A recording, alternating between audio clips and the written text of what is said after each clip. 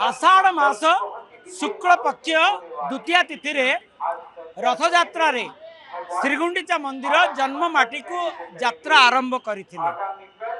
गोटे दिन अतिक्रांत हो गला। रथ यात्रा दिन तीन रथ पहुँचला नहीं, ता पर दिन रथ पहुँचला एवं आज आड़प मंडप को विजे करिवे महाप्रभु। खेचुड़ी खाई यात्रा आरंभ होइतला। खेचुड़ी खाई यात्रा आरंभ होइतला। खेचुड़ी साग भजा एवं ता सहित पोटल भजा कदली भजा ए सब भजा खाई आरंभ होइतला। बाटरे आपण देखि पारथुवे सुखिला भोग, बड़ कोरा, सान कोरा, शंख कोरा, खुआ मंडा एवं मुग कांति ए सबु गुड़िक भोग लगी रास्ता रे। टिके रही था आपण आम सहित।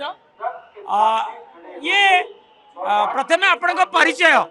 महाप्रभु खेचुड़ी खाई यात्रा आरंभ करते टिके अर्ण पड़ीनी महाप्रभु काली काली आरंभ हो, काली टू आरंभ हो, इन 5 दिन 5 दिन जाके आउ कि नहीं 5 दिन पर तापर लेकि जा से घरे पुनी इटी 5 दिन इटी जा रंधा हो खेचुड़ी।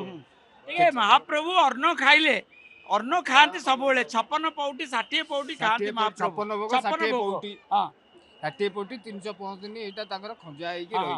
किंतु अर्ण खाई ना महाप्रभु, खाली खेचुड़ी खाई यात्रा खाई खेचड़ी खाई की यात्रा करछथि। इटी बाहर को ताइछथि ता सगरे कुरा खई देरे सब होची खेचड़ी की अन्न की सब महाप्रभु को विधि अनुसार ये होची कुरा दिरे पूरा खेचुड़ी परिवर्ते पूरा खई दिरे होची। आ उपाय को बाहर कुटी खेचड़ी हेई परिबो, भितरु गले सिना खेचड़ी हबो, चुली लागिबो, सब हबो। आ इटी कुटी हेई परिबो।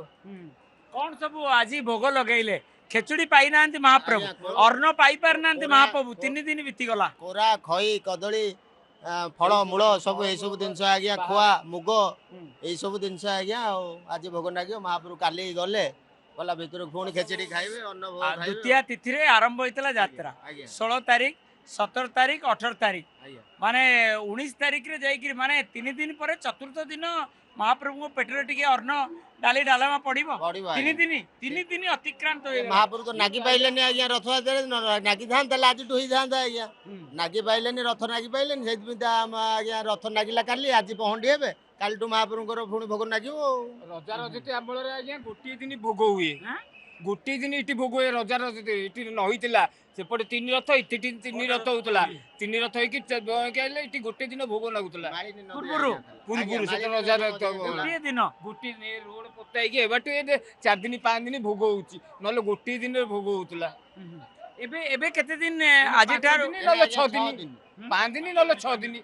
यदि गुंडीचा दिन रथ नागी जीवो ताले 6 दिन हबो, नले 5 दिन। बाटरे कोन माने अर्ण डाली डालमा लगा पाई लगा जाई परिबनी नहीं आज्ञा से आज्ञा मठबाड़ी कौन सी महाप्रभुଙ୍କର से अमुणिया जिनस आज्ञा से आज्ञा चुली एगा सब महाप्रभु अमुणिया जिनस हेले आज्ञा से सब रंधा हबो। से सब व्यवस्था आज्ञा मझिरे नाही। भावर कथा गोटे महाप्रभु 56 प्रकार व्यंजन पाती प्रतिदिन 60 पौटी भोग। एते भोग पाउथबा महाप्रभु अर्ण 3 दिन अतिक्रांत हो सारानी। आपनक मन रे टिके दुख भी आस्तुबो। निश्चय निश्चय महाप्रभु बड़ खाइबा ठाकुर हमर जगन्नाथ सबु 56 प्रकार भोग खाती। किंतु आज की 3 दिन है जगन्नाथ महाप्रभु बठाकुर महाप्रभु सुभद्रा माँ आउ अन्न भोग होनी। मठबाड़ी जो कोरा खई आउ कदली सेऊ अंगुर ये सब फल भोग होची। किंतु काली महाप्रभु अन्न भोग पाइबे। काली ठारू अन्न भोग आरंभ हो 5 दिन पर्यंत अन्न भोग हम। 5 दिन महाप्रभु अन्न भोग खाई सारी पुणी सकाळू खेचड़ी भोग खाई पुणी यात्रा करेंगे बावड़ा यात्रा दशमी दिन।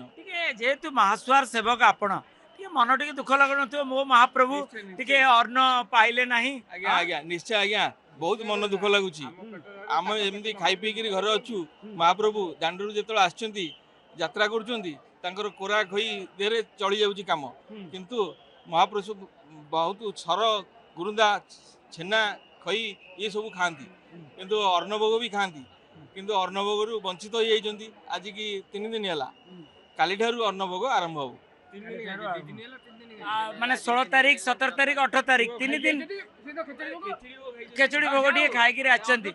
हां ତ ଖାଇକି ଆଇଛନ୍ତି ଖେଚେଡ଼ି ଭୋଗ ଖାଇଛନ୍ତି 3 ଦିନ 2 ଦିନ ବନ୍ଦ ହେଇଛି କାଲିଠୁ ଆରମ୍ଭ ହବ ଆଉ କ'ଣ ଅଛି କାଲିଠୁ କଣ ସବୁ କାଲି ଭୋଗ ଲାଗିବ? 56 ଭୋଗ 60 ପାଉଟି କାଲିଠୁ ଆରମ୍ଭ ହେଇଯିବ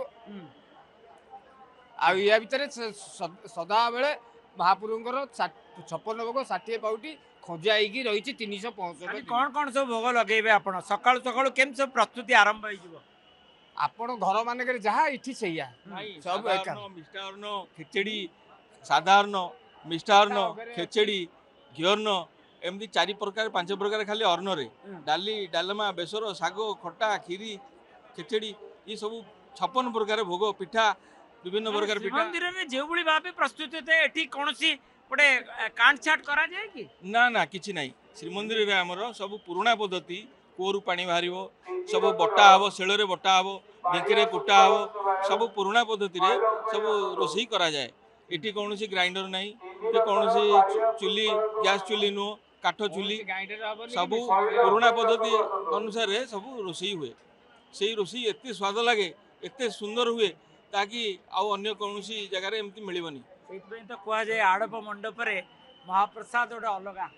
ନିଶ୍ଚୟ ଆଡ଼ପ ମଣ୍ଡପ ମହାପ୍ରସାଦ ସେଠି 100 ଦିନ ଏଠି ଗୋଟେ ଦିନ ଏଠି ଗୋଟେ ଦିନ ଆଡ଼ପ ମଣ୍ଡପରେ ମହାପ୍ରସାଦ ପାଇବା ଯେତିକି ପୁଣ୍ୟ ସେଠି 100 ଦିନ ପାଇଲେ ସେତିକି ପୁଣ୍ୟ ଆସେ। ନିଶ୍ଚିତ ଜଣେ ଭକ୍ତ ହିସାବରେ କୁହନ୍ତୁ ଯେ ମହାପ୍ରଭୁ ଖାଇକିରି ଆସିଥିଲେ ଖେଚୁଡ଼ି ଭୋଗ ଖେଚୁଡ଼ି ଶାଗ ଭଜା ପୋଟଳ ଭଜା କଦଳୀ ଭଜା ଏସବୁ ଭଜା ଖାଇଥିଲେ ଖୁଆମଣ୍ଡା ଏରିକା ଖାଇଥିଲେ କିନ୍ତୁ ଅତିକ୍ରାନ୍ତ ହେଇଗଲାଣି ଅତିକ୍ରାନ୍ତ ହେଇଯିବାର ସମୟ ଅତିବାହିତ ହେଇଯାଇଛି ଯେହେତୁ ରଥ ଲାଗି ନ ପାରିଲା 2 ଦିନ ତେଣୁ ଶୁଖିଲା ଭୋଗରେ ତାଙ୍କର ସନ୍ତୁଷ୍ଟ ହେବାକୁ ପଡ଼ିବ। ମନରେ ଟିକେ ଆପଣଙ୍କୁ ଦୁଃଖ ଆସିବନି କେମିତି ଆଜ୍ଞା ଆମ ବାପାଟା ଘରର ମୁରବି ଯଦି ଖାଇ ନ ପାରିବ ମୋ ମନରେ ନିଶ୍ଚିତ ଦୁଃଖ ଆସିବ ଦୁଃଖଟା ହିଁ ତ ଆମର ସେଇ ଅନ୍ତର ଭିତରେ ବାହାରୁ ତ ଜଣେଇ ପାରିବୁନି ନା ତେଣୁ ସବୁବେଳେ ଆମେ ଚାହୁଁ ଯେ ପ୍ରଭୁ ଯେତେ ଭଲ ରହିବେ ଆମେ ସେତେ ଭଲରେ ରହିବୁ ପ୍ରଭୁ ଯେତେ ତାଙ୍କର ଖୁସି ରହିବେ ଆମକୁ ସେତେ ଖୁସି ଦେବେ ତାଙ୍କର ଅନ୍ତର ଭିତର କଥାଟା ଯଦି ଆମେ ନ ବୁଝିବା ତାହେଲେ ବୁଝିବ କିଏ ସେ ତରତର ଏଇ ସବୁ କାର୍ଯ୍ୟ ଆରମ୍ଭ ହେଇଯିବ କ'ଣ କରିବା ଆଉ ଆମ ସମୟ ଆମକୁ ସାଥ ଯଦି ସେମିତି ସାଥ ଦେବ ଆମେ ସେମିତି ତାଙ୍କର କର୍ମ କରି ଚାଲିବୁ। ନିଶ୍ଚିତ ମନରେ ମଧ୍ୟ ସେବକ ମାନଙ୍କର ଦୁଃଖ ରହିଛି ଦୁଃଖ କ'ଣ ଯଦି ମହାପ୍ରଭୁ ଆଷାଢ଼ ଶୁକ୍ଳ ପକ୍ଷ ଦ୍ୱିତୀୟା ତିଥିରେ ଲାଗି ଯାଇଥାନ୍ତା ମହାପ୍ରଭୁଙ୍କ ରଥ ତା ପରଦିନ ସଳ ସଳ ଆରମ୍ଭ ହେଇଯାଇଥାନ୍ତା ସବୁ କାର୍ଯ୍ୟ ରଥାରୂଢ଼ ଠାକୁରଙ୍କ ନିକଟରେ ଶୁଖିଲା ଭୋଗ ଦେବା ପରବର୍ତ୍ତୀ ସମୟରେ ରାତ୍ର ସମୟରେ ଆରମ୍ଭ ହେଇଯାଇଥାନ୍ତା ଅର୍ଥ ଆଜିଠାରୁ ମାନେ ମହାପ୍ରସାଦ ପାଇଯାଇଥାନ୍ତେ ଅଗଣିତ ଭକ୍ତ କିନ୍ତୁ ଗୋଟେ ଦିନ ବିଳମ୍ବ ଆଜି ହେଲା ଯେହେତୁ ବିଳମ୍ବରେ ରଥ ପହଞ୍ଚିଲା